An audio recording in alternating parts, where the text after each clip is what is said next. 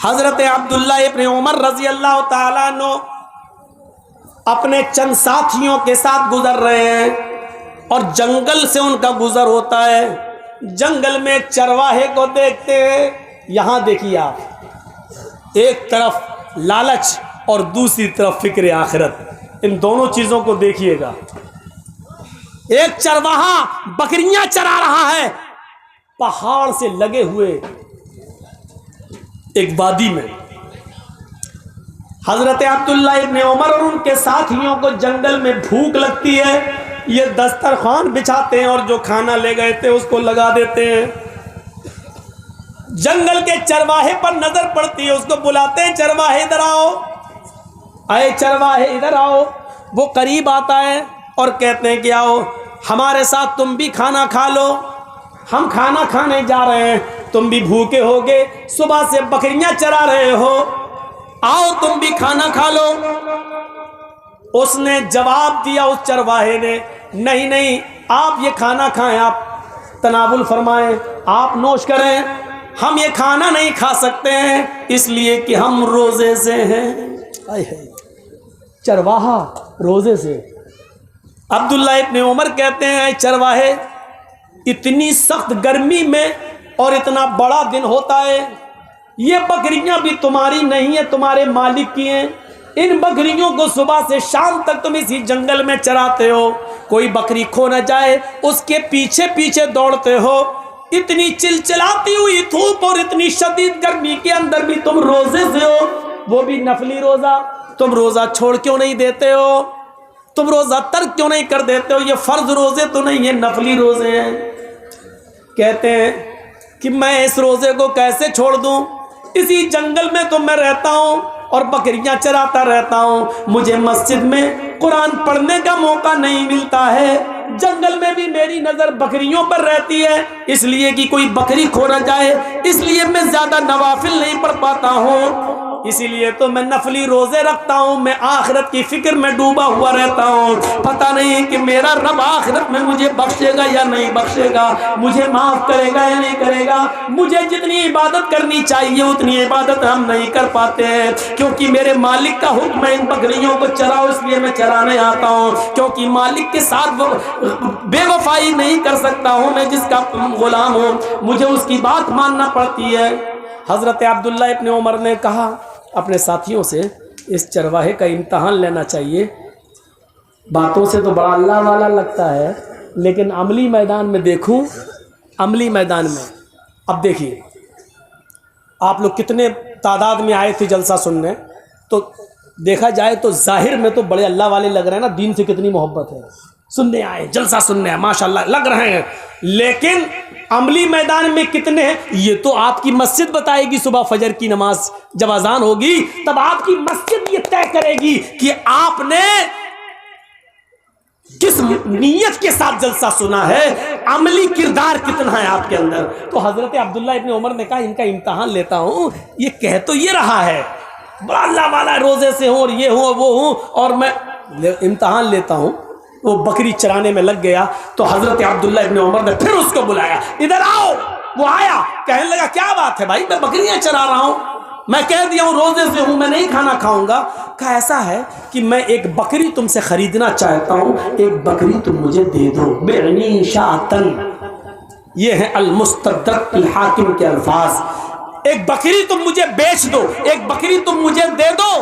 اس نے جواب دیا نہیں حضرت, میں یہ بکری کیسے بیچ دوں, یہ بکریاں میری نہیں ہیں, میں پہلے کہہ چکا ہوں آپ سے کہ یہ بکریاں میری نہیں ہیں, یہ بکری میرے مالک کی ہیں, اپنے مالک کی امانت میں خیانت کیسے کر دوں میں, یہ بکری میری نہیں ہے. عبداللہ ابن عمر نے کہا کہ اس اپنے مالک سے یہ کہہ دینا کہ پہاڑ کے دامن میں بکریاں چرا رہا تھا, چراتے چراتے ایک بکری گم ہو گئی. اکثر ایسا ہو ہی جاتا ہے, بکریاں چرتے چرتے کہیں دور نکل جاتی ہیں, کہیں کھو جاتی ہیں, یا کوئی دوسرا آدمی پکڑ کے لے جاتا ہے. تمہارا مالک تم سے کچھ نہیں کہے گا کیونکہ بکریوں پر تمہاری نظر تھی, لیکن چرتے چرتے کوئی بکری دور نکل گئی اور وہ گم ہو گئی.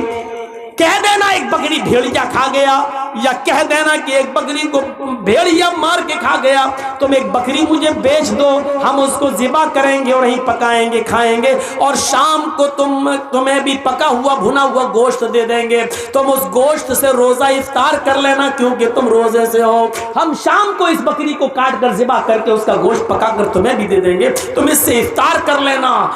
وہ چرواہا حضرت عبداللہ ابن عمر کی یہ بات سنتا ہے، انگلی سے اشارہ کرتا ہے اور چیختا ہوا روتے ہوئے بھاگتا ہے، کہتا این اللہ این اللہ این اللہ، پھر اللہ کہاں ہے، پھر اللہ کہاں ہے، پھر اللہ کہاں ہے؟ یعنی اے عبداللہ ابن عمر، آج میں تمہیں بکری بیچ دوں گا، میں اپنے مالک سے جھوٹ بول دوں گا، میرا مالک مجھے کچھ نہیں کہے گا، تھوڑے سے درہم مجھے بکری کے مل جائیں گے، لیکن پھر اللہ تو میری اس حرکت کو دیکھ رہا ہے، میں اپنے مالک سے جھوٹ بول سکتا ہوں لیکن کل قیامت کے دن اپنے مالک کے مالک کو کیا جواب دوں گا؟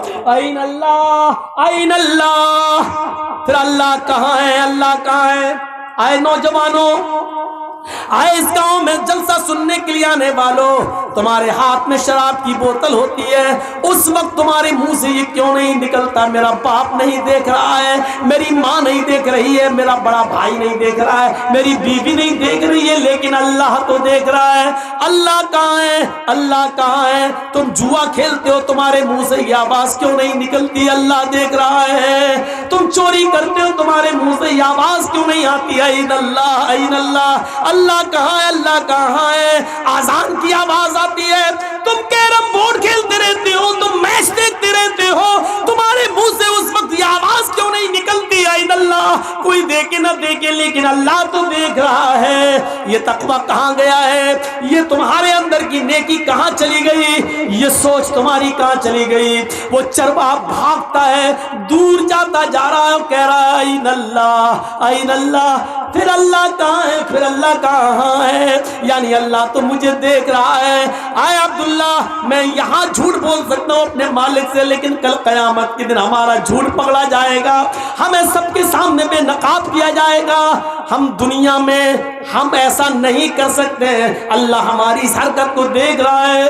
عبداللہ ابن عمر نے اس چرواہے کو بھاگتے ہوئے دیکھا اور اپنے ساتھیوں سے کہنے لگے این اللہ این اللہ، اللہ کہاں ہے، اللہ کہاں ہے؟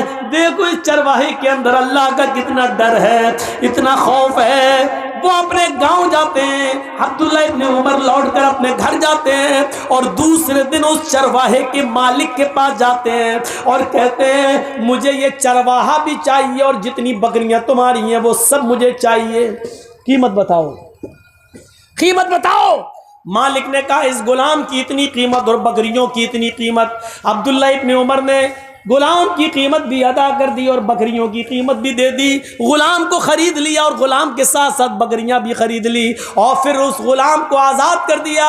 اے غلام، اے فلاں کے غلام، میں نے تمہیں خرید لیا، اپنا غلام بنانے کے لیے نہیں، آج تمہیں میں آزاد کر رہا ہوں اور یہ بکریاں تمہیں تحفے میں دے رہا ہوں، اب تم ان بکریوں کے مالک ہو اور کسی کے غلام نہیں ہو۔ این اللہ، یہ کلمہ، اس جملے نے تمہیں آج غلامی سے نجات دلا دی ہے۔ اسی طرح اللہ سے ڈرتے رہنا، انشاءاللہ اللہ سے اسی طریقے سے ڈرتے رہو گے تو یہی ڈر قیامت کے دن جہنم سے بھی تمہیں آزاد کر دے گا، جہنم سے بھی تمہیں نجات دلا دے گا۔ میرے بھائیوں، کل تک یہ سوچ تھی، کل تک یہ فکر تھی، یہ کہاں چلی گئی؟ آج ہمارے اندر سے کہاں چلی گئی؟ سارے واقعات میں آپ کو قرآن سے سنا رہا ہوں یا حدیث سے سنا رہا ہوں۔ میرے بھائیوں، قرآن و حدیث کو سننے کی عادت ڈالیے اور اس کے مطابق اپنی زندگی کو ڈھالیے، اس کے مطابق اپنی زندگی کو ڈھالیے اور عادت ڈالیے اپنی سوچ کو بدلنے کی۔ کبھی آپ نے سوچا ہے آج بھی پیسہ لے کر اپنا جسم بیچنے والی بہت عورتیں تمہیں مل جائیں گی، ہر شہر میں مل جائیں گی، کشن گنج سے لے کے سلی گڑی تک آپ چلے جاؤ، نیٹ پہ تلاش کرو، سرچ کرو، گوگل پہ آپ سرچ کرو تو ہر جگہ ان کے اڈے بھی تمہیں مل جائیں گے۔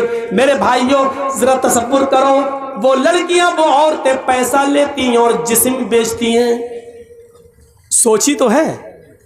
ان سے پوچھو ایسا کیوں کرتی ہو، وہ کیا کہیں گی؟ بزنس ہے میرا۔ دھندا ہے میرا. ان کی سوچ کیا ہے طوائفوں کی؟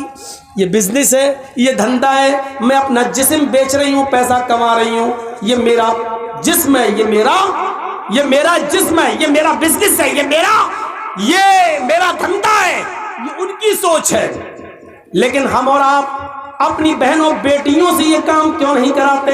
کیونکہ ہم جانتے ہیں کہ یہ غلط کام ہے, یہ گندا کام ہے, یہ حرام کام ہے, اور یہ بدنامی والا کام ہے, یہ انسان کو ذلیل کرتا ہے.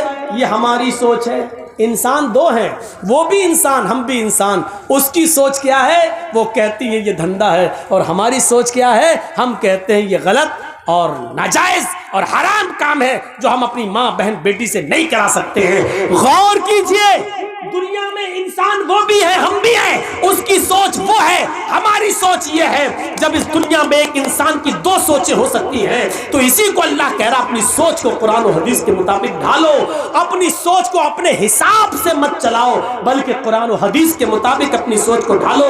اللہ کے رسول نے جن عورتوں کو ننگا کہا ہے وہ تمہارے فیشن کہہ دینے سے فیشن نہیں مانا جائے گا, وہ ننگی ہی رہیں گی. اللہ کے رسول نے جس شراب کو شراب اور حرام قرار دیا ہے, اس شراب کو ہم دوا کا نام دے کر جائز نہیں کر سکتے ہیں. وہ شراب شراب رہے گی, وہ حرام حرام رہے گی. اس کو کوئی زبان میں اس کا نام دوا رکھ دو تو دوا رکھ دینے سے اس کی حیثیت نہیں بدل جائے گی. تو میرے پیارے ساتھیوں, اپنی سوچ کو بدلنے کی کوشش کرو, اپنی سوچ کو بدلو, اپنی زندگی کے اندر تقویٰ لاؤ, پرہیزگاری لاؤ. ذرا تصور کرو, ایک واقعہ سناتا ہوں حدیث کا. اللہ کے نبی فرماتے ہیں, چلیے آدھے لوگ تو جا چکے ہیں, آدھے رہ گئے ہیں, تھوڑا سا سنیے. ایک اور چیز ہم آپ کو سنانے جا رہے ہیں, بہت زبردست چیز ہے. اللہ کے نبی فرماتے ہیں کہ ایک ایسا زمانہ بھی تم اپنی آنکھوں سے دیکھو گے. اب سوچ دیکھیے, ایک ایسا زمانہ آئے گا کہ تم اپنی آنکھوں سے دیکھو گے. یصبح الرجل مومنا ویمسی کافرا وَيُمْسِي مُؤْمِنًا يُصْبِحُ كَافِرًا يَبِيعُ دِينَهُ بِعِرَضٍ مِّنَ الدُّنْيَا. بہت زبردست حدیث ہے. اس حدیث کو جس نے بھی سن لیا, اپنی سوچ کو بدل لو, انشاءاللہ کامیاب. سنیے کیا ہے. تم دیکھو گے لوگوں کو قیامت سے پہلے ایک ایسا زمانہ آئے گا کہ تم دیکھو گے کہ ایک مسلمان یصبح الرجل مومنا, صبح جب وہ اٹھے گا تو مومن ہوگا. یمسی کافرن, شام ہوتے ہوتے کافر ہو جائے گا. لیجئے, کون آدمی؟ صبح اٹھو گے مومن پاؤ گے اس کو, اور شام ہونے سے پہلے پہلے وہ کافر ہو جائے گا. شام کو اس کو دیکھو گے وہ مومن ہوگا, لیکن صبح اٹھتے اٹھتے دیکھو گے کہ وہ کافر ہو جائے گا. دونوں باتیں کہہ دی.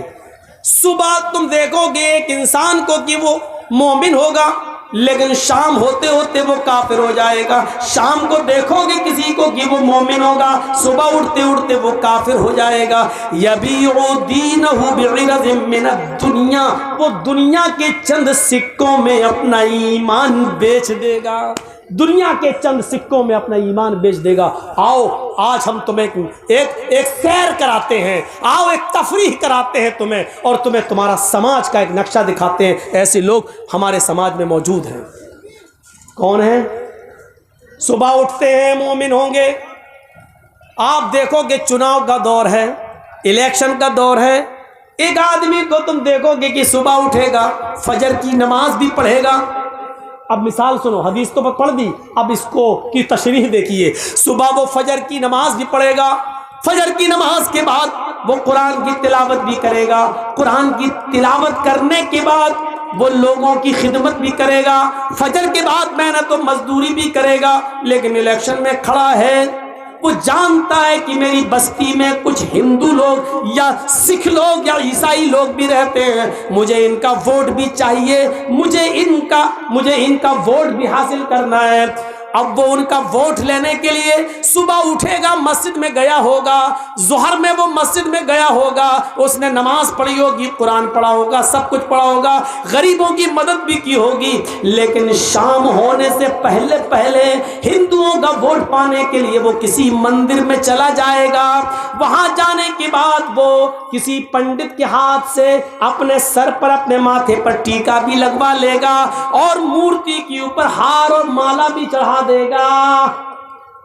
صرف غیر مسلموں کا ووٹ پانے کے لیے وہ ماتھے پہ ٹیکا بھی لگوا لے گا اور مورتی پر ہار اور پھول بھی چڑھا دے گا. اسی کو اللہ کے نبی کہہ رہے ہیں شام ہونے سے پہلے پہلے وہ کافر ہو جائے گا. شام کو آپ دیکھو گے کہ وہ مومن ہوگا, لیکن صبح کسی مندر میں, کسی گرجا میں جا کر وہ کسی کے پھول اور ہار اور مالا ڈال کر ہاتھ جوڑ کر کھڑا ہوگا اور اپنے ماتھے پر ٹیکا بھی لگوا لے گا. صبح ہوتے ہوتے کافر ہو جائے گا.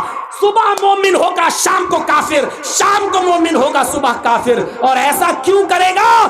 یبیع دینہ بعرض من الدنیا, وہ اپنے دین کو دنیا کے چند سکوں میں بیچ دے گا. دنیا کے چند نوٹ پانے کے لیے, دنیا کے چند سکے حاصل کرنے کے لیے, دنیا کی چند روپیوں کو کمانے کے لیے وہ اپنے دین کی سودے بازی کرے گا, اپنا دین بیچ دے گا. ایمانداری کے ساتھ بتاؤ ہمارے سماج اور سوسائٹی کے اندر یہ دور چل رہا ہے کہ نہیں چل رہا ہے؟ لوگ اپنا دین بیچ رہے ہیں کہ نہیں بیچ رہے ہیں؟ اب ہماری سوچ کیا کہے گی؟ سوچ دیکھیے کیا ہو گیا. ہندوستان میں رہتے ہیں, ہمیں بھائی چارہ بن کر رہنا ہے, ہمیں ان کے یہاں جانا ہے, ان کو ہمارے یہاں آنا ہے. وہ ہمارے عید پہ آ جاتے ہیں تو کیا ہم ان کی ہولی میں نہ جائیں؟